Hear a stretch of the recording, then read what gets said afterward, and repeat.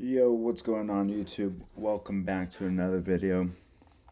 As always, we start our videos with popping a little lippuccino. Cheers. Alright, y'all, let's get right into this video. I'll be talking over two trades. I'll be talking over a trade I took on Tuesday, which was a long, which is right here. Just a small 1-to-1 coming out of a 15-minute fair value gap, 2-minute inverse. Boom. Then, as you guys can see, this was a very quick trade, which is super nice. It went straight to the TP, so yeah, 3-minute long trade, kind of awesome. And then here's my screenshot proving I took it. My reasonings: we were super bullish, 2-minute IFG, 15-minute busy, relative equal highs, and we had a massive org, which is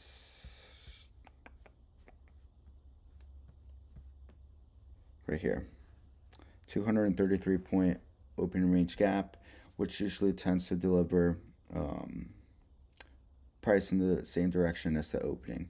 So since we open above this price, we are bullish. And yeah, so that was my last confluence, I believe. Yeah, massive org. And yeah, and then today I took an L, unfortunately. We can look at my pre-market notes. Here's the daily time frame. Unfilled busy below us to use as support, as well as this order block. Dropping down to the 4-hour, we can see that we created a new day opening high, which I wanted to target. I wanted to see that gap get filled. I'm not sure why, but I did. That was my main draw. Dropping down to the 1-hour, we have this 1-hour busy,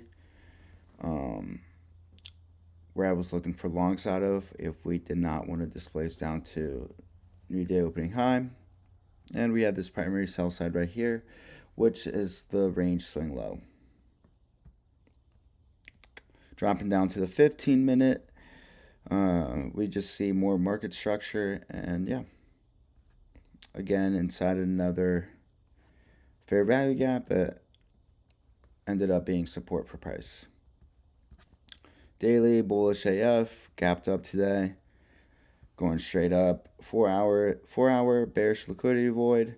Want to see price retrace into all the bullish candles. So honestly, the 4-hour time frame kind of determined my bias. I don't know.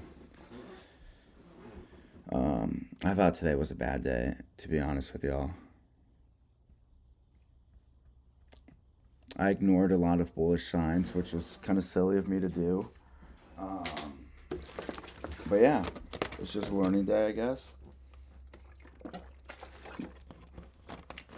Don't look for shorts. I didn't even take a short. I took a long. Yes, I took a long. Sorry.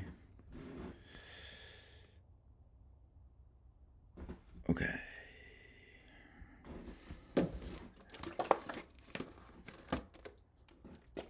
Looking at the 15-minute time frame, my notes for that was created bearish break of structure, new swing low was created. And the 9 to 15 candle had a candle closure below the swing low, which is bearish. So right here, I'm just explaining the break of structure for you guys. This swing low, we closed below it, causing the break of structure, in my opinion. So we opened up again, massive gap, 230 point gap. Like I said, whenever we open up with this big of a gap, we tend to go in the same direction. So I wrote down, we'll probably continue going higher, but I low-key have bearish. We'll probably continue going higher, but I low-key have a bearish sentiment until new day opening gap is reached. Right here. I said 1-hour busy will help determine bias, because if we're bullish, we should react right off this gap and go higher.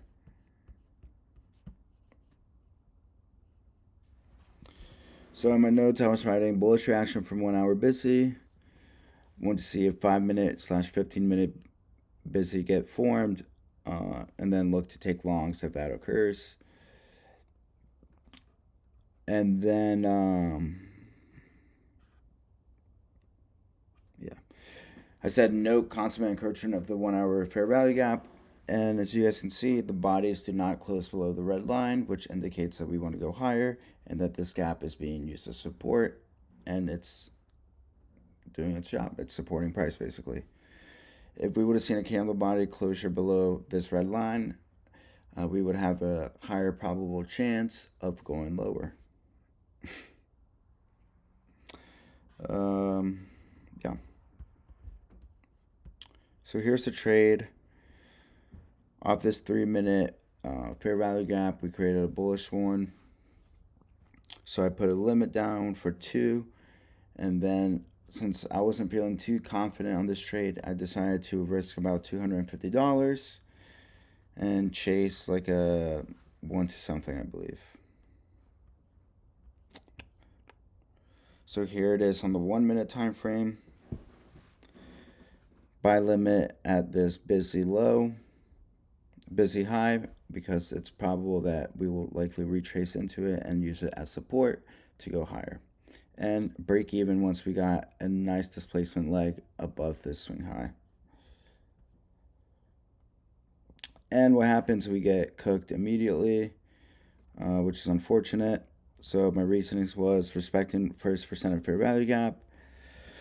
Look how many rejections we had to go lower off this P raise, so that gave me bullish confidence. We were respecting the 1 hour busy, 3 minute bullish IFG. The higher time frame is bullish, and we have massive discount wicks,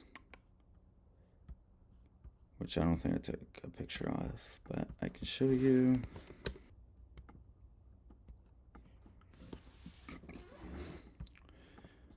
We had all these wicks right here.